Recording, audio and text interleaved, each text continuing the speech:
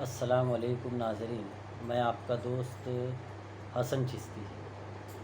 جیسا کہ اس سے پہلے بھی میں نے ویڈیو بنائی اور لا الہ الا اللہ کو محمدی روشنی میں صوفیہ اکرام کی تعلیم کے مطابق سمجھانے کی کوشش کی، اور آج بہت ہی خاص عنوان لے کر میں آپ کے سامنے حاضر ہوں کہ محمد رسول اللہ کیا ہے۔ مگر اس سے پہلے لا الہ الا اللہ سمجھنا ضروری ہے۔ لا الہ الا اللہ میں نے آپ کو بتایا کہ کس طریقے سے اللہ کے رسول نے خالق اور مخلوق کی تفریق کو، دوئی کو ختم کر دیا۔ جیسے پانی سے برف بنا اور پانی کہے برف سے کہ تیرا اول میں ہوں، تیرا آخر میں ہوں، تیرا ظاہر میں ہوں، تیرا باطن میں ہوں، تو کہنا حق ہوگا۔ آپ ابھی جا کر کلام پاک میں سورہ صاد آیت نمبر 5 آپ دیکھ سکتے ہیں، اجعل الآلہۃ الہا واحدا ان ھذا لشیء عجاب۔ تو آپ دیکھ سکتے ہیں کہ خالق اور مخلوق کو، یعنی آلہۃ، یہ جو جتنے بھی الہ تھے یہ سب مخلوق تھے جو کعبے میں رکھے ہوئے تھے، یعنی ساری مخلوق کو جو ہے تو رسول نے بتایا کہ خدا کا غیر نہیں۔ جیسے لا کے معنی نہیں، الہ کے معنی، الہ جو ہے جو کلمے میں ہم پڑھتے ہیں لا کے بعد الہ، الہ جو ہے یہ سنگلر ہے، ایک وچن ہے، واحد ہے، یعنی ایک بت جو مخلوق ہے۔ اور آلہتنا، یعنی آلہتنا کا مطلب اس کی جمع ہے، یعنی سارے بت۔ تو خالق اور مخلوق کی دوئی کو ختم کر دیا۔ جب سورہ صاد کی آیت نمبر 5 رسول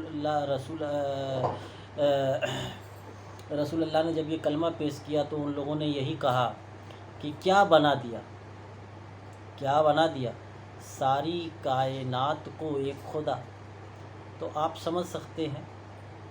اب جاننا یہ ضروری ہے، اگر لا الہ الا اللہ سمجھ میں آ گیا ہے کہ محمد رسول اللہ کیا ہے، ہم اس محمدی روشنی کو صوفیہ اکرام کی تعلیم کے مطابق آج اس ویڈیو میں سمجھنے کی کوشش کریں گے۔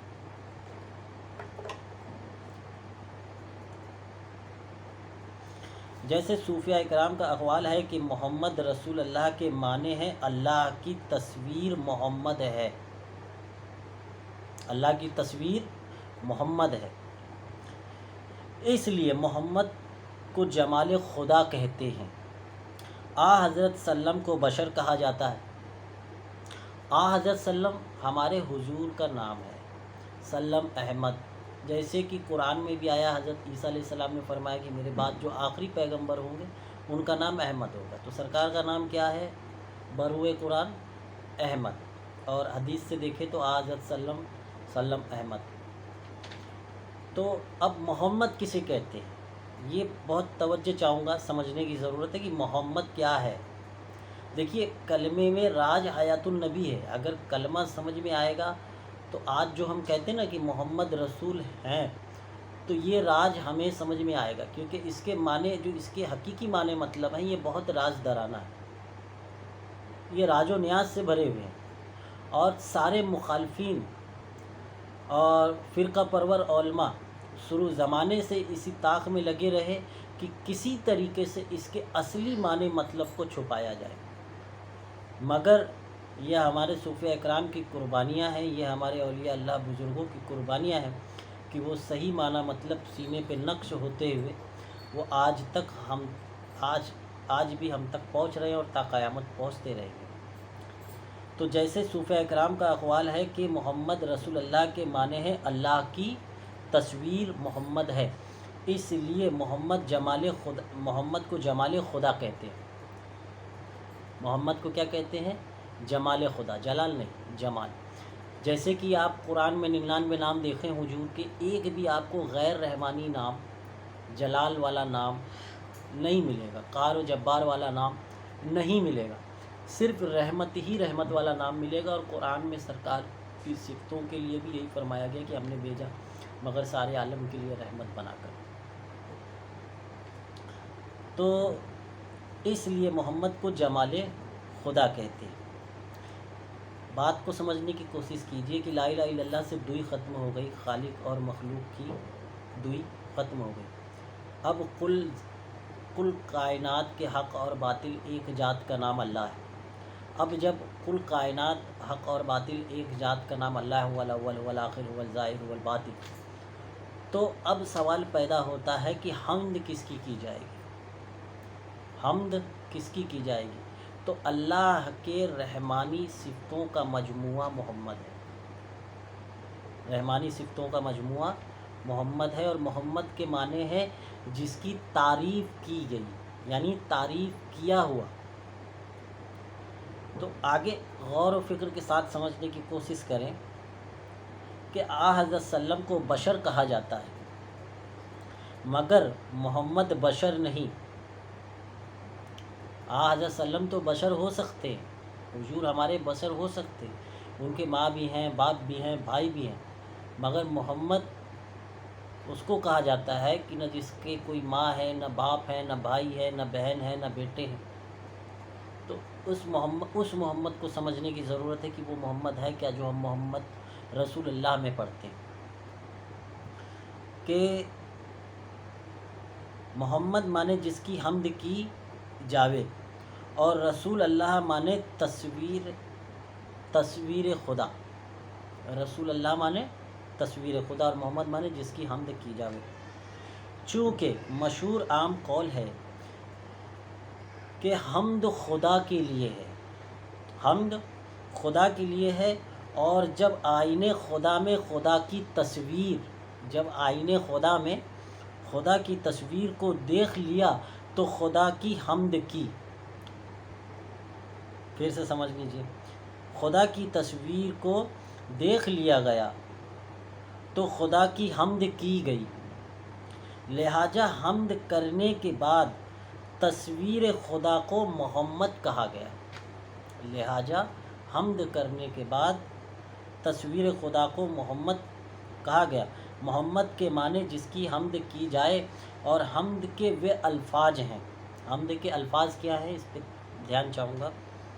صلی اللہ علیہ وسلم، صلی اللہ کے معنی ہے دیدار خدا۔ صلی اللہ کے معنی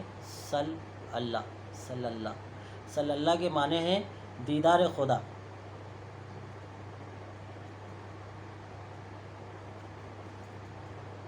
محمد اگر بشر کا نام ہوتا تو رضی اللہ تعالی عنہ یا علیہ السلام کہا جاتا۔ دنیا میں کسی بھی بشر کے لیے، ساری دنیا میں کسی بھی بشر کے لیے جو ہے تو صلی اللہ علیہ وسلم نہیں کہا جاتا۔ بشر کے لیے احتراماً چھوٹا جملہ رضی اللہ تعالیٰ عنہ ہے، اور بڑا جملہ علیہ السلام ہے۔ چونکہ حضرت مولا سے صوفیہ اکرام کو یہ سبق ملا ہے کہ باوقت عبادت خدا کی تصویر یعنی محمد پر اپنے تصور کو قائم کرو، اور ایسا تصور قائم کر لیا گیا تو خیال میں شیطان داخل نہیں ہوگا، کیونکہ جہاں محمد ہے وہاں شیطان نہیں، اور جہاں محمد نہیں وہاں شیطان ہے۔ تو بس شیطان سے بچنے کا واحد یہی ایک ذریعہ ہے کہ ہر وقت خیالوں میں حضور کو یعنی محمد کو رکھا جائے۔ بس حضرت علی مولا سے تعلق رکھنے والے صوفیہ اکرام باوقت عبادت تصویر خدا یعنی محمد پر تصور قائم کرتے ہیں، اور حضرت علی مولا سے راج حیات النبی سے یہ سبق ملا ہے کہ خدا کی تصویر محمد ہمیشہ سے ہے اور ہمیشہ رہے گی، لہٰذا اب کسی نبی کی ضرورت نہیں، محمد خاتم النبی ہیں۔ صوفیہ اکرام کا ایک سبق یہ بھی ہے کہ محمد جیسا اگلا کوئی پیغمبر نہ تھا، کیونکہ اگلے پیغمبران کوئی کلیم اللہ تھے، کوئی روح اللہ تھے وغیرہ، مگر محمد رسول اللہ خدا کی معرفت کا سبق دیا۔ محمد رسول اللہ نے خدا کی معرفت کا سبق دیا۔ کسی بھی پیغمبر کا نام اٹھائیں آپ جو ہیں تو کچھ اور القاب آئیں گے، صفی اللہ، جبی اللہ، مگر رسول اللہ صرف ہمارے حضور کے پاس ساتھ ہی آتا، حالانکہ وہ رسول تھے لیکن رسول اللہ نہیں تھے۔ تو سبق یہ ہے کہ سبق کسی پیغمبر نے، یعنی خدا کی معرفت کا سبق دیا، یہ سبق کسی پیغمبر نے نہیں دیا۔ حضرت محمد ہی امام المرسلین اور خاتم النبی کے لقب کے ملقب ہوئے۔ پس ناظرین کرام بخوبی سمجھ سکتے ہیں کہ محمد الرسول اللہ کیا ہے۔ آج کی ویڈیو میں بس اتنا ہی، پھر اگلی ویڈیو میں ملاقات ہوگی۔ صلی اللہ علیہ یا محمد۔